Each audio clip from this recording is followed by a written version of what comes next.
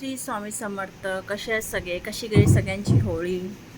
I hope चांगली गेली असेल.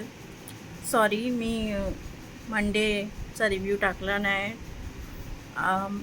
सॉरी ट्यूसडेचा रिव्ह्यू टाकला नाही, कारण का होळीमुळे बोलतात ना आपण एवढं बिझी, म्हणजे नंतर त्या कलरमुळेच पुन्हा चेहराच बिघडला होता. त्यामुळे आपण मंडेचा आणि ट्यूसडेचा रिव्ह्यू एकत्र करून टाकणार आहोत. जे वाईल्ड कार्ड आलेले त्याच्यापासून आपण सुरुवात करतोय, ठीक आहे. कारण का तुम्हाला माहिती आहे आपण फक्त मुद्देशीर गोष्ट उचलतो, इकडच्या तिकडच्या गोष्टी जास्त बोलत नाही. जे मुद्द्यांची गोष्ट आहे तेच बोलतोय. तर चला आपण बोलूया तिन्ही आपल्या वाईल्ड कार्डबद्दल. त्यातली एक काय पाठक म्हणून एक आहे, आणि एक आहे संदीप पाठक, आय थिंक रेवा. तिचं दुसरीचं नाव काही आहे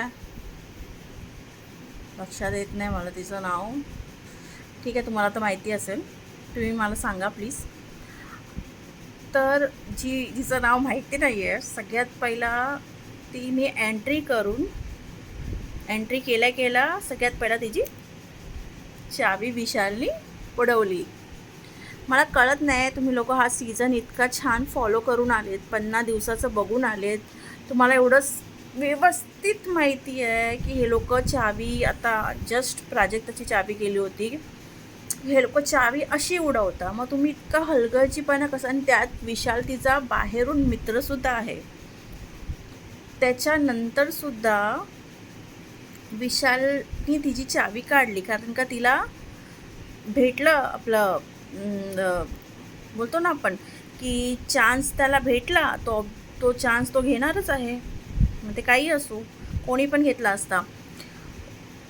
दुसरी गोष्ट की रुचिताचा फेस थोडा चेंज झाला आहे आल्यानंतर, त्या लोकांना बघितल्यानंतर. ते स्पेशली 2 मुली.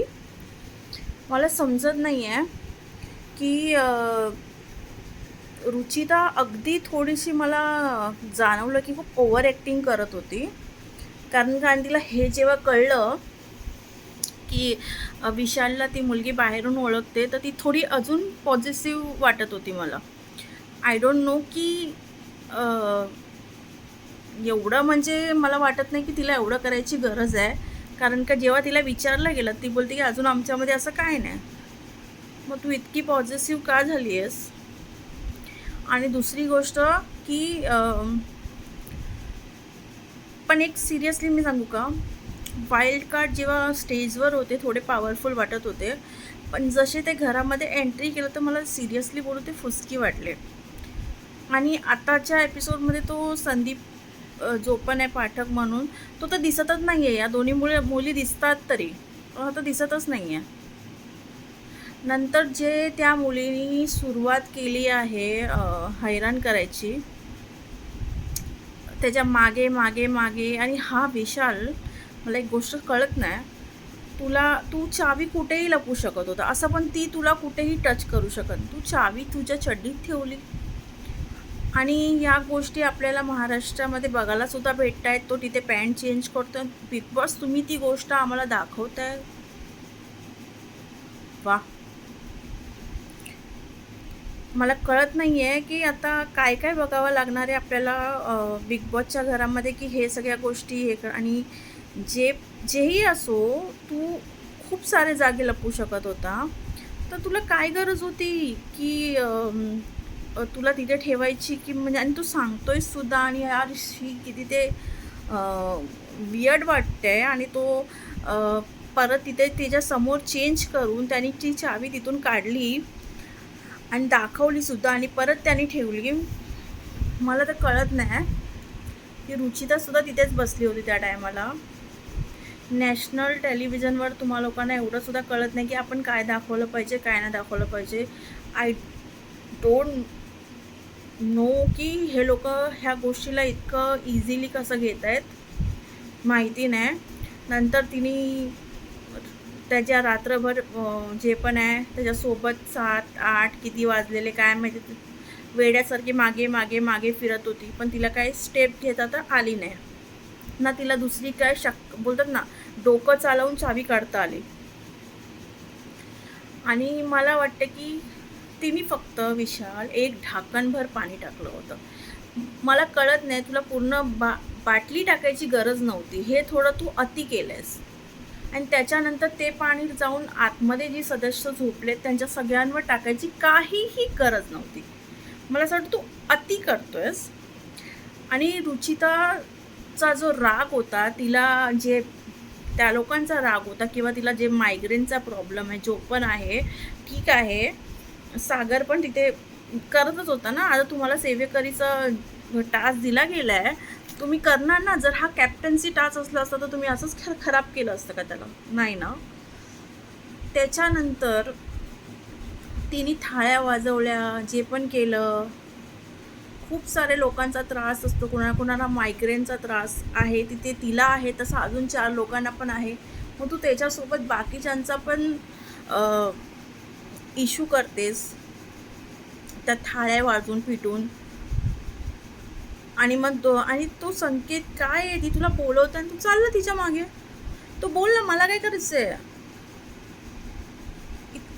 इतकं हे लोक थंडे वाटलेत मला सिरियसली. अजून मला या लोकांमध्ये काय इतकी स्पोर्टमेंट स्पिरिट बोलतो ना आपण, तसं काही दिसून येत नाही आहे. उलटं की हे लोकच ह्यांची वाजवतात आहे. सिरियसली मी सांगते, मला खूप जास्त वाटलं होतं की हे लोक आलं की असं होणार आहे तसं होणार आहे. सिरियसली मी जास्त एक्साइटमेंटमध्ये पण होती, पण तसं काहीही झालं नाही आहे. एकदम थंड. आणि ती विशाल, ती दुसरी, तिला तर काय हळहुडच करतोय काय मला समजतच नाही. तिचं ती बाहेरून मैत्रीण आहे म्हणून एवढं ऐकते, नक्की काय आहे तिचं मॅटर, काय आहे भाई, काय समजत नाही आहे. नंतर येऊया नॉमिनेशनच्या तासवर, आणि तोच डायरेक्ट फॉरवर्ड झाला दुसऱ्या एपिसोडवर. मग आपण दुसऱ्या एपिसोडपासूनच सुरू करूया. आता नॉमिनेशनमध्ये कोण कोण आहे? तन्वी आहे, ती नवीन आलेली मुलगी आहे, तिचं नाव यार माझं अजूनच लक्षातच येत नाही भाई, तिचं नाव काय आहे, मला खूप मुश्किल होतं तिचं नावासाठी. ती आहे. त्याच्यानंतर तन्वी आहे ना, तन्वी आहे, प्रभू तर असतो, प्राजक्ता पण आहे, सागर पण आहे, दीपाली पण आहे, बस ना, इतकीच जण होते. रुचिता आहे, सॉरी, रुचिता आहे. तन्वीने रुचिताला केलं, म्हणजे नेहमीचं तिचं काम आहे. सागरला ती करतेच. सागरने कोणाला केलं? दीपालीला आणि प्रभू ना बहुतेक. ह्यांचे ॲक्च्युली यांच्यामध्ये काही नवीन नाही, यांचे ठरलेले टार्गेट सेम आहे. फक्त ती एक नवीन मुलगी, तिच्याकडून एक चुकी झाली चावीची, तर ती मध्ये आली एक नॉमिनेशनमध्ये. नाही तर ह्यांचे नाव थोडे वर खाली असले असते, बाकी काही नाही. बाकी राकेश नाही आहे नॉमिनेशनमध्ये, विशाल तर नाही आहे ऑब्विसली चावी घेतल्यामुळे. बाकीच्या दोघांकडे तर चाव्या होत्या, बाकी सेव्ह होते सगळे. बाकीचं मला वाटतं पूर्ण घर नॉमिनेशन. राखी सेव्ह आहे, सॉरी, राखी पण सेव्ह आहे. बाकी तर सगळं घर नॉमिनेशनमध्ये आहेच. आता बघूया, आय थिंक सो यावेळेस प्राजक्ता जाऊ शकते, मला असं वाटतंय.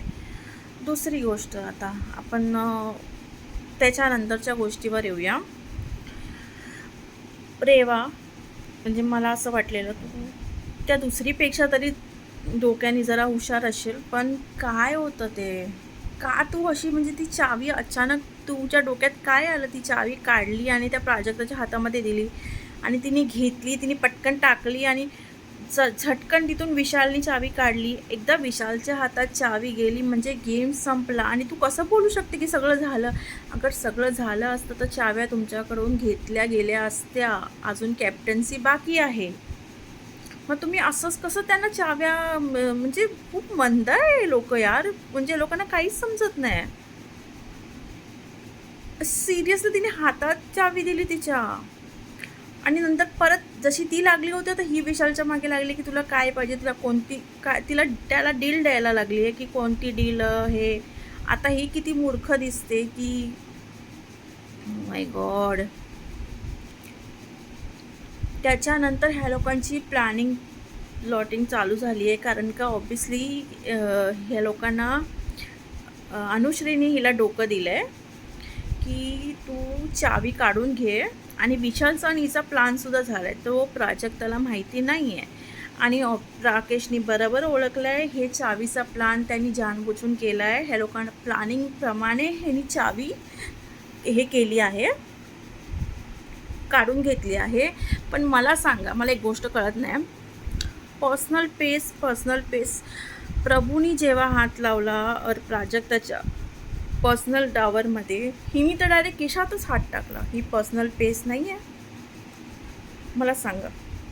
तर मला असं वाटतं की दरवेळेस वेगवेगळ्या गोष्टी, आता या गोष्टीसाठी भाऊच्या धक्क्यावर बोललं जाईल का? ही बोलते मीच हात टाकू शकते विशालच्या खिशामध्ये. तुम्ही ठरवा तुम्हाला काय आहे की काय नाही आहे, कारण का ऑडियन्ससुद्धा कन्फ्यूज आहे. आणि जे आता चाललं आहे ते मस्त चाललं आहे. वाईल्ड कार्डची एंट्री आल्यामुळे काहीतरी, पण मी पहिल्यापासून या दोघांच्या रिलेशनच्या विरोधात आहे, कारण का हे हे खूप खराब दिसतं टी व्हीवर. आणि जेव्हा हे लोक बोलतात की काय रिलेशन आमच्यामध्ये एवढा वयाचा फरक आहे, पण वागत का नाही तसे?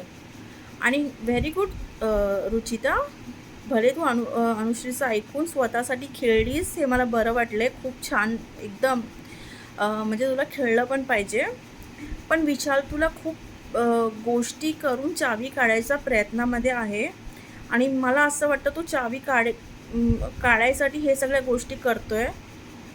आणि जेव्हा त्याला एक गोष्ट कळली त्याच्या मैत्रिणीकडून बाहेरच्या, की बाहेर हे तुमचं जे पण आहे जे खराब वाटते किंवा गोष्टी त्याच्या साईडनी होत आहेत आणि तू चांगली दिसतेस आणि तो खराब दिसतो, तेव्हा पटकन त्याने जो फ्लिप मारला आहे, त्याचा जो नेचर चेंज झाला आहे की तू असं नाही, तू म्हणजे माझं बोलणं असं आहे की चल, गोष्टी अगर तुमच्यामध्ये पहिल्यापासून तुम्हाला माहिती आहे की ह्याचं काय, पण मग खराब कोण दिसतंय बाहेर चांगलं, ह्याची तुम्हा लोकांना विचार करायची गरज काय? जेव्हा तुम्ही इथे तुम्हाला कळतं आहे ना की बाहेर ते कसं दिसत असेल. सिम्पल आहे. आणि मला असं वाटतं की ते बाहेर कसं दिसतं हे तुम्हाला खूप पहिलेच कळलं पाहिजे होतं, पण तुम्ही खूप लेट झाल्यात. आणि आता जेव्हा त्याला कळलं की तुझी रिस्पेक्ट आहे बाहेर, जेव्हा त्याच्या मैत्रिणीने त्या कानात शब्द टाकले, तेव्हा तू एका मिनटात पलटला. तेव्हा तुझं जे मला आवडते, प्रेम आहे, तू असं वागली, तू तसं वागली, तू तिच्यावर ब्लेम टाकतोयस आता. हे चुकीचं आहे विशाल. आणि आता प्रोमोमध्ये बघितलं की ती पडली आहे, मे बी तिला फिट आली आहे, ती पडली आहे. ऑब्वियसली कोणत्या पण गोष्टी ती इतकं तिच्या डोक्याला हे झालं आहे की त्रास झाला आहे. मी पहिलाच बोलली, या गोष्टी वाढवू नका. या गोष्टी वाढल्या की अटॅचमेंट वाढले की त्रास होतो. त्याला काही काडीचाही फरक पडत नाही. आता त्याला ती नको आहे, त्याला रेवा पाहिजे. तुम्ही नोटीस करा बरोबर, रेवाकडे त्याचं वेगळं हे आहे, मी एवढं तुम्हाला सांगते. आणि पुढे ह्या गोष्टी बघायला भेटणार एवढं नक्की. पण मला आत्ताही असं वाटतं भाऊच्या धक्क्यावर, प्लीज तिला समजवा. ती जास्त मनावर गोष्ट घेणार, कारण का तिचा गेमवर तर फरक पडते, त्यापेक्षा तिला काढूनच टाका. मी तर तेच बोलते. कशाला तिचं मन तर ऑलरेडी त्याच्यामध्ये इतकं जास्त गुंतून गेले, ते आपल्या सगळ्यांना ती कोणासोबत बघू नाही शकत. म्हणजे ती किती माणसाला हे असतं पॉझिटिव्ह, एवढ्या 50 दिवसामध्ये इतकं कोणाला हे होतं. आणि त्याला काही फरक नाही पडतो, फक्त गेमसारखा घेतोय. हे तिला किती जणांनी समजवलं. आणि आता तिने कुठे ना कुठे जाऊन तिने स्वतःसाठी स्टँड घेतला आहे. पण तो स्टँड घेतल्यानंतर त्याचा बिहेवियर पूर्ण चेंज झाला आहे विशालचा. खेळू दे की तिला तिचा गेम. आणि प्राजक्ताचे पण डोळे उघडले, ज्याला ती विशाल, मी इतकं सांगते, विशाल हा कोणाचाच नाही आहे. एक वेळेस काटामध्ये फेवर रिटर्न करणार, पण हे लोक नाही. ज्याला चान्स भेटला ते लोक घेणार. तुला उद्या उडवायची पाळी, आणि ते लोक बोलतात की तू उडणार आहेस, आता तुझाच नंबर आहे, हे क्लिअर कट त्यांना माहिती आहे. म्हणून त्यांनी कॅप्टन्सीसाठी रेडी चावी हे केलंच नाही. ऑब्वियसली ती गोष्ट होणारच नाही आता. आता बघूया आजच्या एपिसोडमध्ये काय होतंय. Thank you so much. Shri Swami Samarth. Thank you. लवकर भेटूया.